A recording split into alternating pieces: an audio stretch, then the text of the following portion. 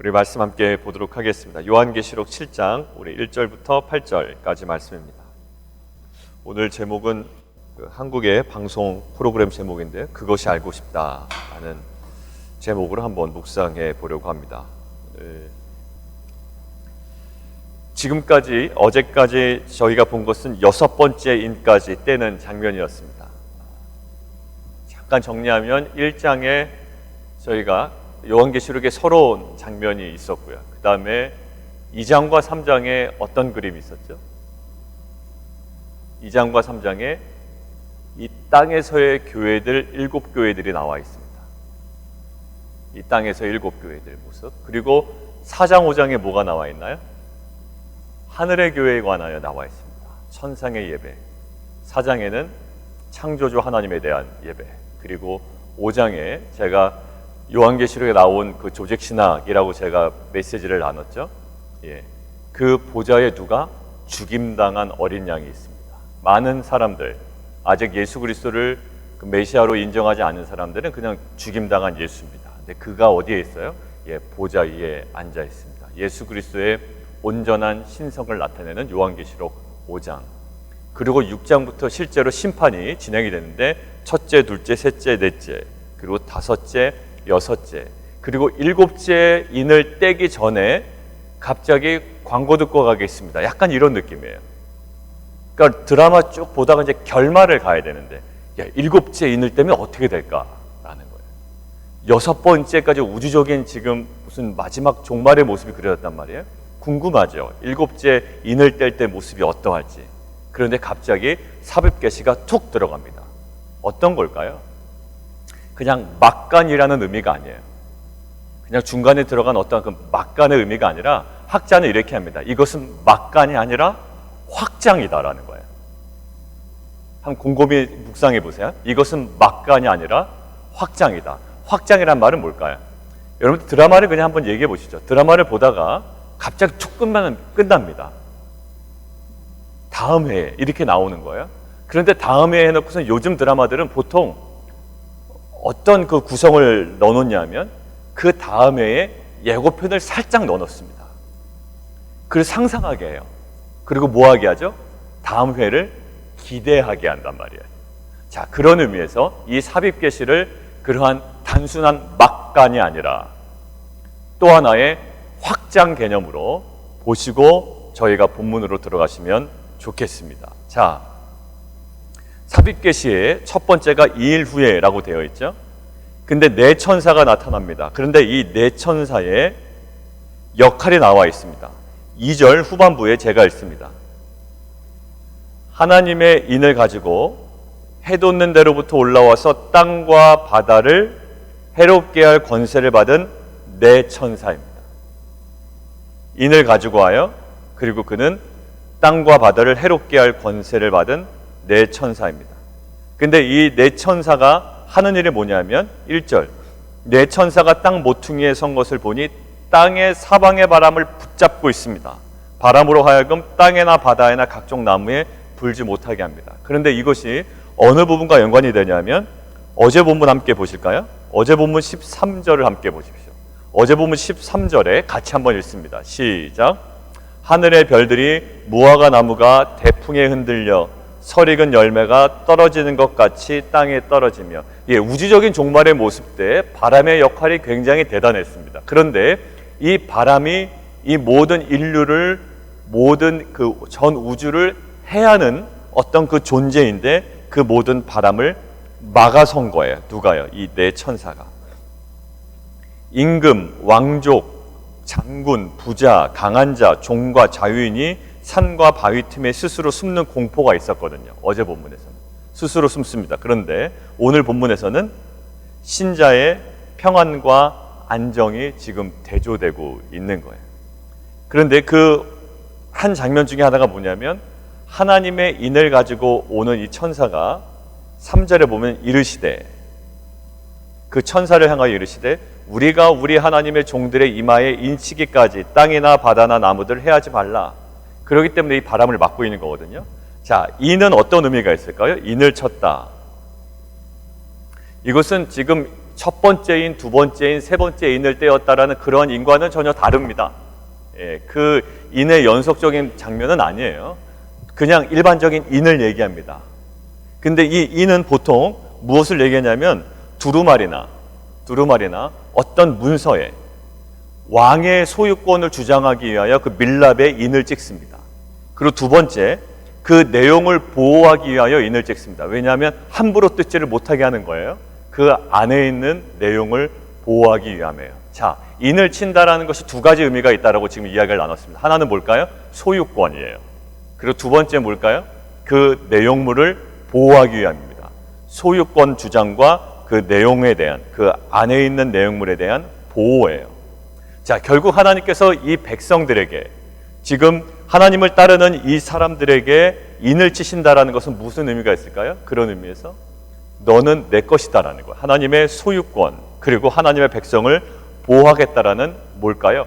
보증이란 말이에요. 이 인이라는 것이. 백성 보호와 그리고 자신의 소유권에 대한 보증입니다. 근데 이 그림이 항상 요한계시록은 뜬금없이 등장하지 않는다라고 그랬어요. 예, 에스겔서 함께 보겠습니다. 에스겔서 9장 4절에서 7절입니다. 에스겔서 9장 4절에서 7절이에요. 예, 같이 한번 읽을까요? 시작. 여호와께서 이르시되 너는 예루살렘 성읍 중에 순행하여 아직 못 찾으셨군요. 예, 에스겔서 9장 4절에서 7절입니다. 에스겔서 9장 4절에서 7절 같이 한번 읽습니다. 시작. 여호와께서 이르시되 너는 예루살렘 성읍 중에 순행하여 그 가운데에서 행하는 모든 가증한 일로 말미암아 탄식하며 우는 자의 이마에 표를 그리라 하시고 그들에 대하여 내 귀에 이르시되 너희는 그를 따라 성읍 중에 다니며 불쌍히 여기지 말며 긍휼을 베푸지 말고 쳐서 늙은 자와 젊은 자와 처녀와 어린이와 여자를 다 죽이되 이마에 표 있는 자에게는 가까이 하지 말라. 내 성소에서 시작할지니라 하시매 그들이 성전 앞에 있는 늙은 자들부터 시작하더라. 그가 또 그들에게 이르시되 너희는 성전을 더럽혀 시체로 모든 뜰에 채우라. 너희는 나가라 하시매 그들이 나가서 성읍 중에 치더라. 예, 지금 심판의 모습이 있죠. 그런데 누구만 지금 보호받고 있습니까? 이마에 표 있는 자라. 자, 하나님께서는 이 에스겔의 이러한 그 심볼, 상징을 가지고 요한계시를 다시금 얘기하십니다. 내가 내 백성, 내 소유된 것, 내가 보호할 그들에게 인치기까지는 보호해라 라는 거예요. 자, 그런데 이 그림을 누구도 사용하고 있습니까? 요한계시록 13장에 사단도 사용하고 있어요. 뭐라고 나와 있을까요? 짐승의 표를 받는다라는 거예요. 짐승의 표. 근데 짐승의 표 이름이 있대요. 무슨 이름? 666이다라는 거예요. 666은 무엇을 의미한다고요? 예, 수신학적으로 숫자를 가지고 뭔가를 대표한다고요? 상징한다고요? 666은 뭘까요? 예, 네로를 상징해요. 당시의 황제는 네로가 아니라 도미티아누스 황제예요. 그러나 지금 로마 황제의 아주 극악한 왕의 대표적인 왕이 누구냐면 네로라고요. 그러니까 666 하면 로마 황제를 상징하고 네로를 상징한단 말이에요. 그러니까 뭐를 얘기하냐면 요한계시록에 두 개의 그 구도가 있습니다. 뭐냐면 하나님의 소유인과 아니면 사단의 소유인가래요. 지금 짐승의 표를 받지 말라는 것은 황제에게 예배하지 말라. 오직 하나님만을 예배하라. 이거 요한계시록의 핵심이라고 그랬죠. 그러니까 지금 인을 친다는 것은 하나님의 소유권을 주장하는 것이고 내가 끝까지 이 백성을 보호하겠다라는 하나님의 보증이에요. 자, 그런데 그 상황에 대해서 더 이상 이야기는 진전이 되지 아니하고요. 갑자기 인침을 받은 자의 숫자가 나옵니다. 몇 명이요? 14만 4천입니다. 제가 그 자료 읽어보시라고 그랬죠. 14만 4천에 대해서 이제 오해 없는 그런 설명은 이제 하지 않겠습니다. 자, 14만 4천의 의미는 제가 이미 말씀을 드렸고요. 오늘을 보기를 원하는 것은 유다와 루벤과 갓과 아셀과 납달리, 므낫세, 시므온, 레위, 이삭을, 스불론, 요셉, 베냐민 이렇게 지파 이름이 나옵니다. 거기 한번 다 동그라미를 쳐보시겠어요? 5절에 있는 세 개의 지파 유다, 루벤, 갓, 예, 동그라미요. 그 다음에 6절 아셀, 납달리, 므낫세, 예, 동그라미요. 그 다음에 7절 시므온, 레위, 이사갈, 예, 동그라미요. 8절 스불론, 요셉, 베냐민, 예, 동그라미요. 자, 여기서 제가 왜 그것이 알고 싶다라고 그랬냐면 여러분들 원래 야곱의 아들들 12명의 이름과 비교해 보면 무엇이 다릅니까? 유다 맞습니다. 루벤도 맞습니다. 갓 맞습니다. 아셀 맞습니다. 납달리 맞습니다. 므낫세 아닙니다. 아니에요. 므낫세는 누굴까요? 요셉의 아들입니다. 요셉의 아들이에요. 그럼 요셉의 아들이 들어가려면 원래 요셉 지파라는 게 없어요? 요셉의 아들 누구하고 누구? 에브라임과 므낫세가 들어간답니다. 그런데 그 관점으로 봐도 되게 어색한 부분이 하나 뜨여요. 에브라임 이름은 없고 누구 이름으로 대체됩니까? 예, 그 아버지 요셉 이름으로 밑에 들어간단 말이에요. 자, 그러니까 원래 야곱의 12명의 아들들 이름 기준도 아니고 나중에 땅 배분을 받은 12지파의 기준도 아니에요. 전혀 다른 12지파로 재편됐습니다. 지금 원래 야곱의 아들들의 이름으로서도 안 맞고요. 나중에 가나안 땅에 들어가서 그 땅을 상속받은 12지파 이름하고도 안 맞아요. 어디서부터 안 맞냐면 레위 지파부터 안 맞아요. 레위는요, 땅을 분배받지 못하거든요. 그래서 요셉의 아들 둘이 지파가 둘로 나누잖아요. 그래서 12지파가 유지가 되는 겁니다. 레위는 빠져요. 그러면 11명밖에 안 남잖아요. 근데 11명 중에 요셉을 둘로 나누는 거죠. 에브라임과 므낫세를. 그래서 12지파가 가나안 땅에 들어서 땅을 분배받지 않습니까? 자, 그런데 오늘은 1번도 아니고 2번도 아니에요. 원래 아들들의 이름도 아니고 가나안 땅에 들어가 있는 12지파 이름도 아니에요. 그러니까 왜 그럴까? 요한이 그냥 마음대로 적은 게 아니거든요. 들린 대로 적었어요. 뭐예요? 인침받은 자의 숫자를 들으니예요. 그러니까 요한이 자기의 마음대로 작성한 게 아니라 그렇게 들려졌다고요. 자, 그렇다면 이것은 의미가 있다는 거 아니겠습니까? 자, 그러면 첫 번째 질문이에요. 왜 장자인 르우벤이 앞으로 가지 아니고 유다가 앞으로 갔을까? 이것은 아마 우리가 쉽게 대답할 수 있을 것 같아요. 유다는 다윗의 지파고요. 그리고 메시아이신 예수 그리스도가 오게 된 그 영적인 핵심적인 장자입니다. 그렇기 때문에 유다 지파가 앞으로 들어간 것은 우리가 이해할 수 있습니다. 자, 그런데 왜 레위 지파가 들어갔을까라는 거예요. 레위는 가나안 땅에 들어가서 그 땅에 그 상속을 받지 못했거든요. 땅의 기업을 받지 못했습니다. 그런데 레위 지파는 갑자기 요한계시록에 12,000명이 등장하게 된다고요. 거기는 레위 지파의 그 충성에 대한 상급의 의미가 아니겠느냐라는 거예요. 원래 12명의 아들 중에는 맞습니다. 그런데 가나안 땅에 들어간 땅을 배분받는 지파에는 안 들어가거든요. 그런데 요한계시록에 갑자기 등장합니다. 이것은 이 충성에 대한 하나님의 그 상급이 아니겠느냐라는 학자들의 의견이 있어요. 자, 그러면 원래는 12명의 아들 중에 있었고요. 그리고 가나안 땅에 땅을 상속받는 지파 중에도 있었는데 갑자기 한 지파가 툭 빠졌습니다. 여기에. 원래 12명의 아들들이었어요. 그런데 가나안 땅에 들어가서도 땅을 상속받는 지파 중에 한 지파였습니다. 그런데 빠졌습니다. 어느 지파가 빠졌나요? 예, 단 지파가 빠졌다고요. 단 지파가. 그럼 단 지파가 왜 빠졌을까라는 거예요. 실수하셨나? 근데 의미가 있죠. 이것은 분명히 12명의 아들들과 가나안 땅에 땅을 상속받는 12지파도 아닌 전혀 다른 새로운 재편이거든요. 이 재편에 의미가 있단 말이에요. 단지파가 빠진 이유는 우리가 함께 보겠습니다. 사사기 18장 보겠습니다. 사사기 18장 27절입니다. 사사기 18장 27절 같이 한번 읽을까요? 31절까지 시작. 단 자손이 찾으셨나요? 사사기 18장 27절입니다. 시작. 단 자손이 미가가 만든 것과 그 제사장을 취하여 라이스에 이르러 한가하고 걱정 없이 사는 백성을 만나 칼날로 그들을 치며 그 성읍을 불사르되 그들을 구원할 자가 없었으니 그 성읍이 베들홉 가까운 골짜기에 있어서 시돈과 거리가 멀고 상종하는 사람도 없음이었더라.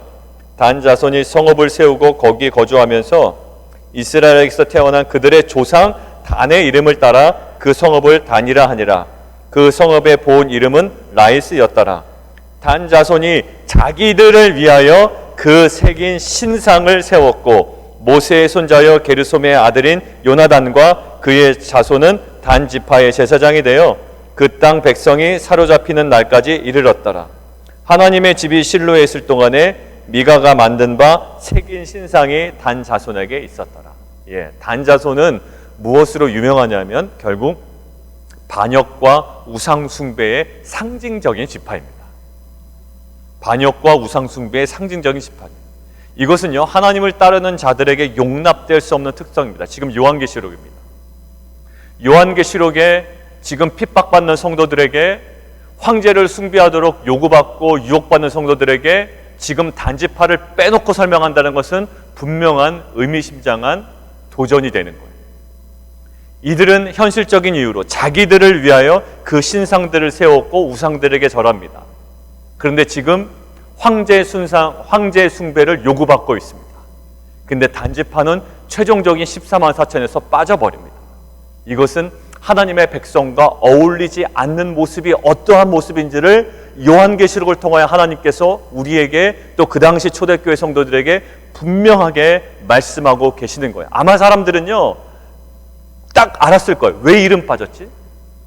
왜 목사님 이름 빠졌어? 왜 사모님 이름 빠졌지? 왜 그 개척 멤버 그 이름 빠졌어? 당연히 들어가는 거 아니야? 아니요. 개척 멤버라고 들어가는 것이 아니라, 담임 목사라고 들어가는 것이 아니라 중요한 하나님 나라의 백성의 특징이 있다는 거예요. 그 당시 초대교회 성도들에게 이야기를 하고 있는 거죠. 자, 그리고 12지파의 재편 중에 눈에 띄는 게 또 뭘까요? 요셉이 들어가는 거예요. 요셉이. 누가 빠지고요?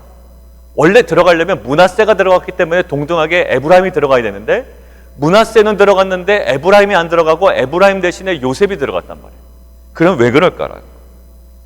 자, 요셉의 아들, 두 아들, 그 므낫세와 에브라임, 누가 원래 장자입니까? 누가 원래 육체적인 장자예요? 에브라임이 원래 장자입니다. 므낫세가 원래 장자입니다. 므낫세가 장자인데요, 그거를 바꾼다고요. 오른손과 왼손을. 그래서 이 둘째지만 장자로 되는 것이 누구예요? 에브라임이에요. 에브라임. 그러니까 에브라임은요, 어떻게 보면 유다가 장자가 된 것처럼, 첫째가 아님에도 지금 자신이 장자가 아님에도 실제적인 영적인 장자가 된 거예요. 굉장히 자부심이 강하겠죠. 그런데 이 영적인 장자, 요셉에 대해서 영적인 장자인 이 에브라임 지파에서 누가 나오냐면 여호수아가 나와요. 여호수아가. 거기까지는 괜찮습니다. 여호수아가 나와요. 그런데 사사시대예요. 기드온의 300용사가 있죠. 그리고 13만 5천을 물리칩니다. 300명으로. 그때 나중에서, 전쟁 때는 가만히 있다 나중에 늦게 누가 찾아올까요? 다 끝나고 나서 에브라임 지파가 찾아오는 거예요. 그래서 뭐라고 얘기해요? 왜 나 안 불렀냐, 이렇게 얘기하는 거예요. 기드온이 그때 잘 해결합니다. 기드온이 그때 잘 해결해요. 그냥 좋게 해결합니다. 그러니까 자꾸 딴지를 거는 거예요. 자기는 비주류가 돼서는 안 되거든요. 뭔가 자존심이 있어요. 뭔가 이렇게 주류에서 벗어나는 거 용납이 안 되는 거예요. 내가 주역이야. 내가 주역이 돼야 돼. 약간 이런 느낌이에요. 자, 사사시대 또 기생의 서출입니다. 누굴까요? 입다예요. 입다가 암몬이 쳐들어왔을 때 이 입다가요, 그것들을 잘 무찌릅니다. 그런데 또 나타나. 누가요? 에브라임이. 왜 안 불렀냐, 이러는 거예요. 이게요, 좀 생각해 봐야 돼요. 그러니까 굉장히 교만해요. 시비를 건다고요. 오히려 감사해야지. 입다가 그렇게 했으면. 근데 쟤는 기생의 서출이거든요. 자신은 뭐예요? 영적인 장자입니다. 왜 안 불렀냐고 교만하고 막 자꾸 딴지를 걸어요. 무시하고 자꾸 시비를 건다고요. 그래서 결국 이때 그 에브라임 지파가요, 또 입다가 발끈하죠. 그래서 좀 적은 숫자, 적지 않은 숫자가 이때 좀 많이 죽임을 당합니다. 이때요. 근데 이 에브라임 지파가 어디로 가냐면요, 나중에 남과 북이 왕조가 갈리잖아요. 그때 왕조가 갈릴 때 여로보암이 북이스라엘의 왕이 되고요, 르호보암이 남왕조의 왕이 됩니다. 근데 실제로 유다 계열은 누구라고요? 남왕조라고 제가 여러 번 말씀드렸죠. 근데 북이스라엘의 여로보암이 누구 지파냐면 에브라임 지파예요. 근데 에브라임 지파인 이 여로보암은요, 사실 우리가 그 성경을 자세히 읽어보면 하나님께서 너에게도 왕조를 허락해 주겠다라고 얘기하셨거든요. 그러니까 자기가 막 임의대로 한 게 아니에요. 하나님께서 내가 너를 통해서도 내가 왕국을 주겠다. 대신에 조건이 있어. 조건이 있는데 내 말을 청정하고 잘 지켜야 돼. 마치 모세 오경에 나온 것처럼 이스라엘 민족이 요구하신 그 내용 그대로 해. 너 내 말을 잘 지켜야 된다. 다른 것 의지해서는 안 돼. 그런데 이 여로보암이요, 뭘 만들까요? 단과 베델에, 단 또 등장하죠. 그 단과 베델에 뭘 세우냐면 우상을 세워요. 금송아지를 세운다고요. 왜 그럴까요? 이 여로보암이 자꾸 사람들이, 성전이 어디 있어요 지금? 남유다에 있거든요. 그러니까 자꾸 제사장들도 그렇고 사람들이 때마다 어딜 갈까요? 남쪽으로 자꾸 간다고요.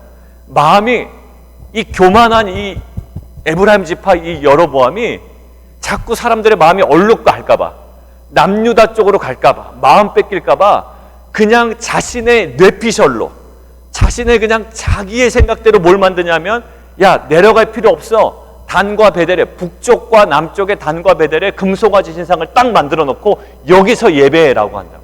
어처구니없는 실수를 하죠. 그래서 이게 완전히 우상 숭배의 근원지가 됩니다. 단과 베델이요. 금송아지 신상 세우고. 이게 뭘까요? 이게 에브라임 지파예요. 여러분들, 이게 요한계시록의 이름에 올라가야 될까요? 예, 올라가서는 안 됩니다. 그래서 요셉 지파라고 하는 거예요. 뭘 얘기할까요? 너 또 베델과 단 가운데 그 우상 세울 거야? 황제 숭배할 거야? 지금 에브라임이 왜 명단에서 제외되는지 알아?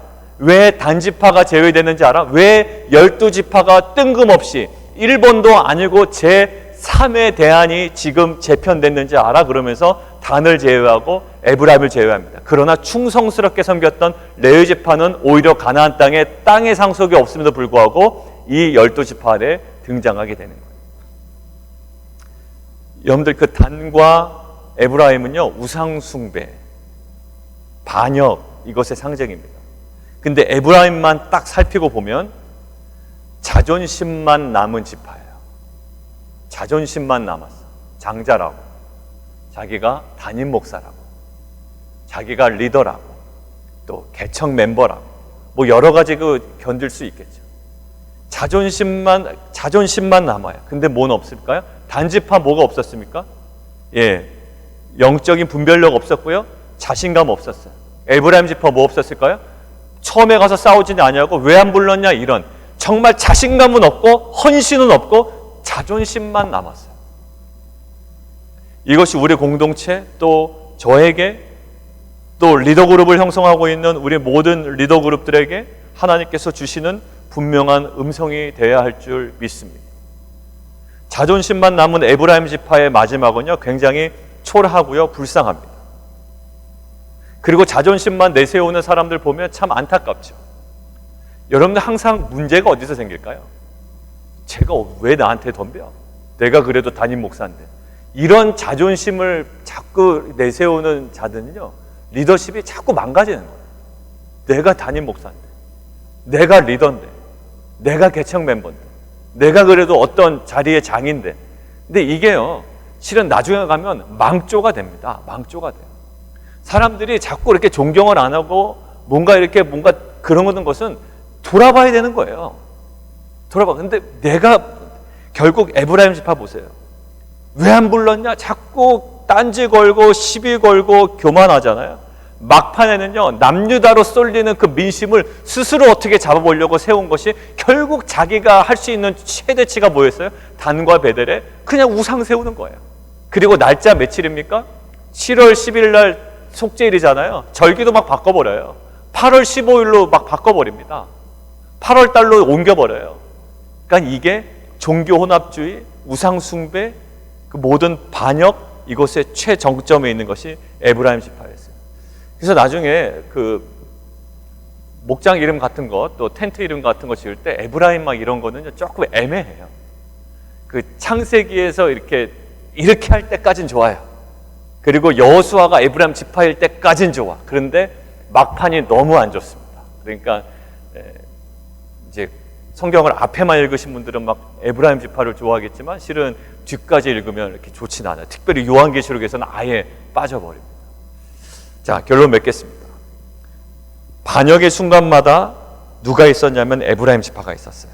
내가 주역이다라는 자존심이에요. 근데 신앙은 자존심이 아니라 정말 영적인 자신감으로 헌신으로 나아가는 거예요. 레위 지파가 그랬습니다. 끝까지 헌신하는 거죠. 하나님께서 우리에게 말씀하십니다. 첫 번째의 그 12명의 아들들의 이름도 아니고 가나안의 땅의 분배를 받은 그 12지파도 아니고 전혀 다른 12지파가 완전하게 12,000명씩 온전하게 14만 4천을 이루어 하나님의 인치심을 받고 그는 하나님의 소유가 되며 하나님의 영원한 보호를 받는 그 보증을 얻을 거라는 거예요. 근데 그 대열에 전혀 다른 구성이 됩니다. 우리에게 하시는 말씀은 이거예요. 참된 이스라엘의 모습이 어떠해야 되는지를 우리에게 이 리스트를 통하여 알려주고 계십니다. 참된 이스라엘, 참된 신약의 교회, 구약에 명시된 전통적인 이스라엘이 아니라 다시금 이 당시 성도들에게는 이렇게 도전하는 거예요. 너희가 황제 숭배를 요구받고 있고 도전받고 있고 이것에 대한 유혹이 있지만 에브라임 이름 누락된 것 꼭 기억해라. 그리고 단지파 이름 누락된 것 꼭 기억해라. 끝까지 이기는 자가 되라. 제가 어제 기도회 때도 말씀드렸죠. 이긴다는 것은 어떤 의미를 얘기하니까 요한계시록에서 끝까지 인내하는 거예요. 인내로서 승리를 거두는 거예요. 죽음 가운데, 고난 가운데 인내로서 이기는 겁니다. 다 내버려 두는 것이 아니에요. 끝까지 고난 가운데 인내하는 것이 이겨내는 거예요. 근데 그것이 누구가 보여줬습니까? 예수 그리스도. 끝까지 십자가에서 그 모든 것들을 참아내셨습니다. 그 인내가 부활의 영광이 있다. 어제도 기도회 때 말씀드렸듯이 계속 우리가 주일마다 또 지난 주 중에 요한계시록을 통하여 계속 인내에 대해서 이야기를 하고 계십니다. 진정한 인내는 자존심만 남은 것이 아니에요. 이제는 영적인 자신감을 가지고 그 모든 헌신을 아끼지 아니하며 어떤 상황에서도 내가 밀리지 아니하고 즐거워함으로 영광스럽게 기뻐함으로 인내하는 것.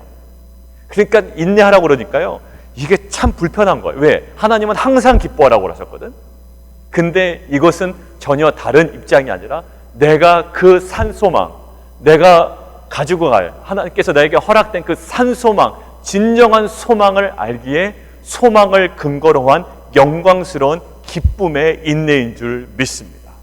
내가 좁은 길을 걸어가며 밤낮 기뻐하는 것, 이것이 찬송가 아니에요? 내가 넓은 길을 걸어가면서 기뻐하는 것이 아니라 좁은 길, 고난과 어려운 길을 걸어가지만 내가 밤낮 기뻐할 수 있는 것은 산소망을 근거로 기쁨과 영광스러움을 가지고 인내하는 거예요. 오늘도 인내한다는 것은 얼굴에 죽상을 가지고 인내하는 것이 아니라 정말로 이것이 신자의 영광임을 알아 기쁨으로 인내하며 하나님께서 허락하신 소망을 붙잡고 오늘도 살아가는 귀한 공동체 되기를 원합니다. 단지파 꼭 기억하시고 에브라임 지파 기억하십시오. 알량한 자존심 때문에 우상 숭배했던 그들의 이름은 완전 배제됩니다. 오늘도 정말 정확한 우리의 믿음의 길을 걸어가는 공동체 되기를 원합니다. 함께 기도하겠습니다. 하나님, 우리에게 하나님께서 인쳐주신다고 합니다. 이것은 소유권이며 그리고 그 모든 것들을 보호하시겠다라는 보증입니다. 그런데 그 지파의 이름 중에 눈에 띄는 것들이 있습니다. 그냥 지나칠 수 없는 부분들이 있었습니다. 단지파가 빠졌습니다.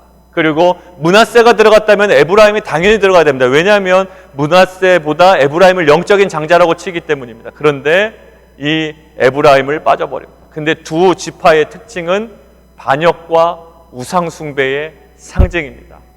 마지막 때에 하나님의 인치심을 받은 그룹에는 이들이 어울리지 않는다라고 말씀하십니다. 그리고 아마 초대교회 성도들에게 그렇게 도전하실 겁니다. 황제 숭배로 너희가 요구받지만, 너희가 조금 더 안락한 삶으로 그것이 필요하다라고 생각이 되지만 절대 그 길에 들어서지 말라. 끝까지 인내해라 라고 이야기하십니다. 하나님, 우리에게 인내는 고통스러운 것이 아니라 산 소망을 알기에 영광스러움과 기쁨 속에 걸어가는 인내인 줄 믿습니다. 오늘도 그 길을 걸어가는 귀한 공동체가 되게 도와 주시옵소서. 함께 기도하며 나아가도록 하겠습니다.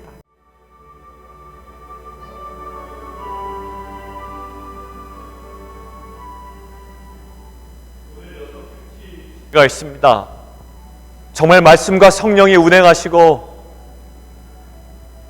그들의 심령 가운데 주님 친히 임재하셔서 말씀하시는 귀한 시간 되게 하여 주시옵소서. 하나님, 그 찬양과 모든 말씀을 나누는 그 시간을 통하여 하나님의 그 살아계심과 그 산 소망을 바라보며 다시 한번 그 영혼이 소생하는 귀한 은혜의 시간 되게 도와 주십시오. 함께 기도하며 나아가도록 하겠습니다.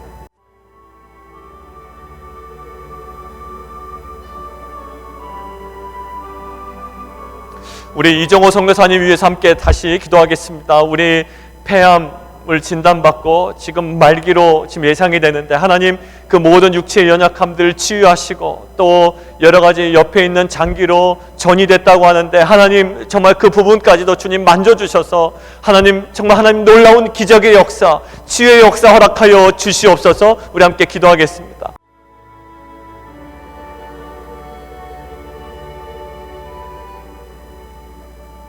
하나님의 에브라임의 모습 속에 전혀 영적인 자신감이라는 찾아볼 수 없고 비겁하게 뒤로 물러서 있다가 헌신도 없다가 하나님 정말 교만하고 무시하고 시비 걸고 또 하나님 그 딴질 거는 그 에브라임 모습, 결국에는 우상숭배에 정말 하나님 정말 중요한 역할을 하게 된, 핵심적인 역할을 하게 된 그 여로보암까지 하나님, 결국 요한계시록의 마지막의 장면은 이 에브라임 지파 또 하나님 단 지파가 빠져 있습니다.